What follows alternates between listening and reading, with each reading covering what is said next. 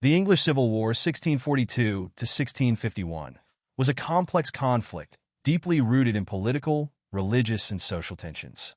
It was fought between the forces of King Charles I and those of Parliament, ultimately resulting in the overthrow of the monarchy and the temporary establishment of a republic. To understand why this pivotal war occurred, it is essential to examine the key causes that led to the breakdown of relations between the king and Parliament. 1. Struggle for political power.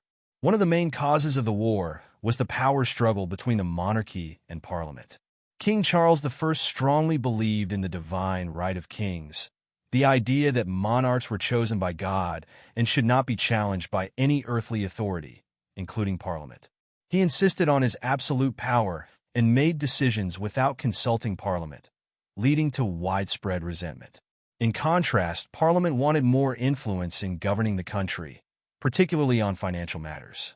Charles I's decision to rule without Parliament for 11 years, 1629 to 1640, a period known as the personal rule, angered many, as he levied taxes and imposed policies without parliamentary approval. When he finally called Parliament in 1640 to fund his military campaigns against Scotland, the relationship deteriorated, as Parliament sought to limit his power. 2. Religious tensions. Religion played a central role in the tensions leading up to the Civil War. The religious divide between Anglicans, who followed the Church of England, and Puritans, Protestants who sought further reforms, became a major issue. Charles I's marriage to Henrietta Maria, a Catholic, and his attempts to impose Arminian practices in the Church of England alarmed Puritans, who feared a return to Catholicism.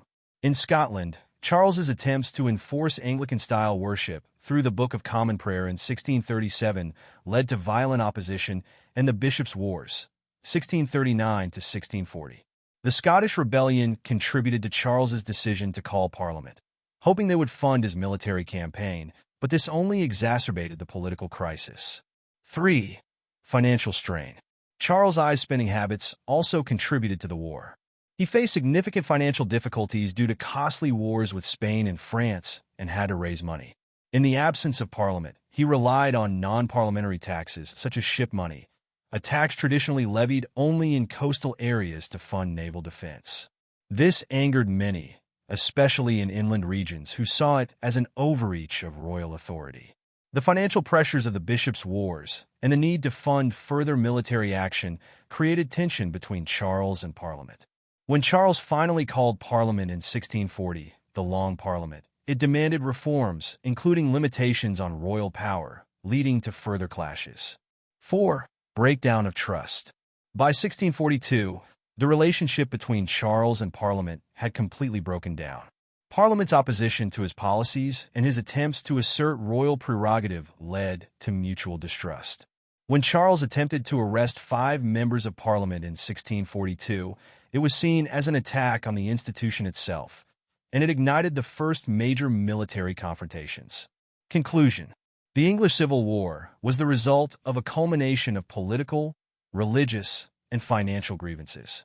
King Charles I's belief in absolute monarchy, his conflict with Parliament over control of government, his controversial religious policies, and his financial mismanagement all contributed to the outbreak of war. The conflict ultimately reshaped England's political landscape, leading to the temporary abolition of the monarchy and the establishment of the Commonwealth under Oliver Cromwell. The war's legacy continued to influence the development of constitutional monarchy and parliamentary democracy in Britain.